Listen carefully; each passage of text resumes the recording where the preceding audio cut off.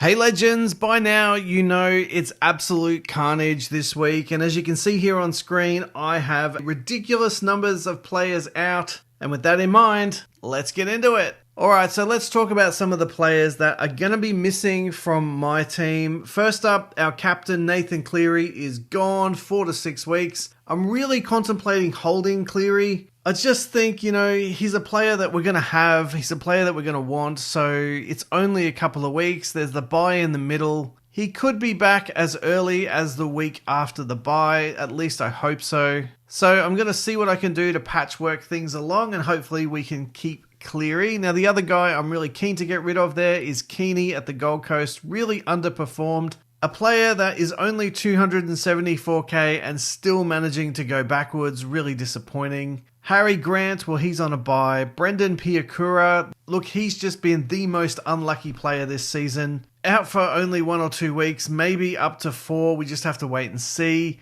Wong, look, I don't want to sell Wong, but reality is he's just not getting picked. I would have thought with Lindsay Collins out this week, Wong would come back in, but that hasn't been the case. So unfortunately, he's looking a bit like a sell. We've got Joey Chan there, 295k, but still making us money. So again, I don't really want to sell him, and Pappenhausen is just starting to find his straps. We just need to hold him for another week, and then he's back into the game. Now, $3.7 million worth of salary cap sitting there. It absolutely breaks your heart, doesn't it? All right, let's keep moving. Okay, so here is the team as it currently sits, and let's just get our red marker because we've got to make some changes. So Harry Grant, he has got to go. Brendan Piakura, he's going to go. Nathan Cleary is out. Keeney has got to go, and Pappenhausen has got to go. So we've got to make some changes. Joey Chan here has also got to go, and we've got Wong down the very, very bottom. So there's a couple of changes that we are logically going to make. Lussick will come in for Harry Grant. Now, as much as I would love to say Hutchison comes in for Cleary, I really don't want to do that. Salmon is going to have to come in for Brendan Piakura, which isn't ideal. Arthurs will have to come in for Pappenhausen, but with Keeney out, we need to pick up a centre wing.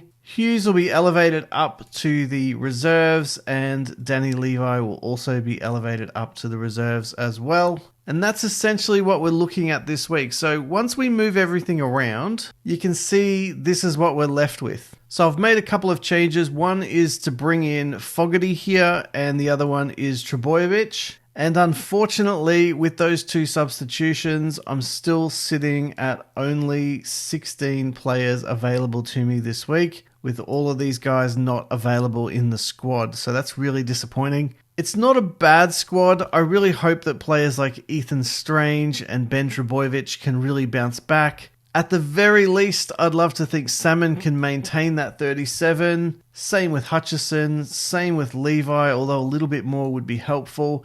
And fingers crossed Sam Hughes gets a few more points than just the 17. And wouldn't it be nice if Joey Lussick lived up to his expectations and gave us a few more points than this 28. Everyone else I'm pretty happy with. At this stage, I think I'm going to captain Fogarty, but I'm really not settled on a vice captain. It's probably going to be Terrell May or Cam Murray. Now, Murray's obviously carrying a little bit of an injury. I'm hoping RTS down here playing fullback can deliver a few more points than 44. Lockie Galvin, you just keep doing your thing, buddy. And Jesse Arthurs, well, I'm hoping up against the Cows in Brisbane. I hope you can have a really awesome game. So fingers crossed you can deliver us more than that 30 points. That would be amazing. Now, let's have a look at the trades I'm making and some of my thinking. So we've got Keeney coming out for Trbojevic. I think that's a really good trade. Now, there was really a couple of players that I was thinking, Appy Coruscant, which we would have loved to have gotten this week, but reality is I needed a wing fullback, so that probably wasn't going to happen.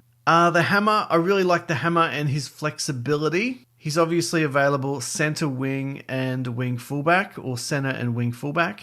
Unfortunately, I just felt that his score was overinflated by those tries that he scored last week. And the other player I'm really keen on is James Tedesco. But the only thing really turning me off there is the extra 50k price point. And I just think that Tommy Turbo has the better upside in the short term. Now, the other piece there is Wong out for Fogarty. I just really think that we need to have a better... I know I've got Cleary, but obviously he's out now for a few weeks. So if we've got at least Fogarty and a Galvin, then hopefully that can stabilize the halves. Now, I'm really keen to get some additional point scoring in the centers, and I'm seriously considering a Justin Olam or a Blaze Tulagi, particularly in the next couple of weeks. And Alex Seyfarth is also on my radar, so interesting to see how all of these players unfold over the next couple of weeks. Now let's actually have a look at that from a buy point of view. Okay, so here's how things are shaping up, and what I've done is I've overlapped a couple of target players and weeks that I'd probably be targeting them for inclusion into our team. And as you can see here, we've gone with Fogs and Turbo.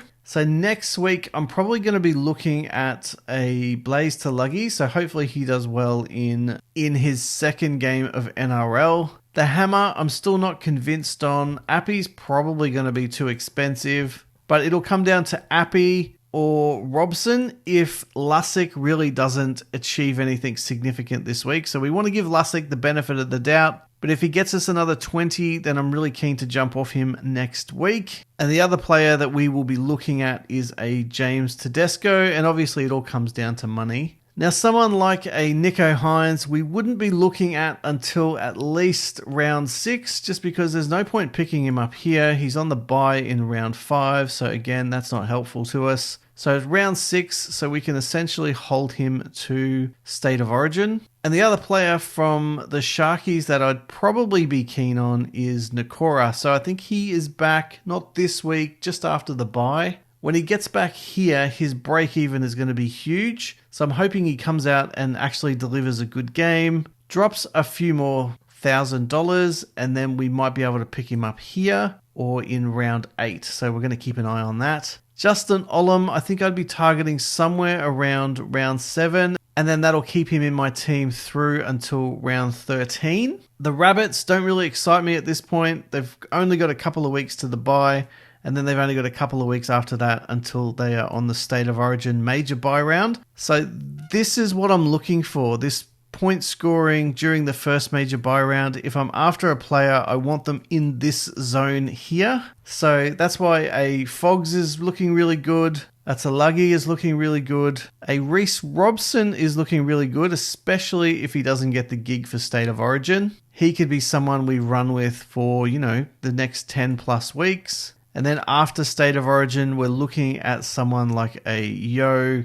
or a Payne Haas. So that's the short-term plan. The big priorities for me this week are these two guys, so Fogarty and Turbo, and then we can make a bit of a run for some of these cheapies, and I'll call Blaze a cheapie, and maybe even a Justin Olam a little bit of a cheapie here as well. Particularly if he's going to be the focus of the West Tigers attack. He looked pretty damn good the other day, so there you go. So there you go, guys. Look, some big decisions to make, but I think the safest one for me this week is to go with Fogarty and Turbo, and hopefully that stabilizes our score. With only 16 players on the park, it'll be very interesting to see exactly how many points we end up scoring this week. Anyway, guys, look, if you've liked today's video, you know what to do. Smash that like button for me. If you're new to the channel, don't forget to subscribe. And as always, guys, get involved in the conversation via the comment section down below. And I'll see you all in the next video.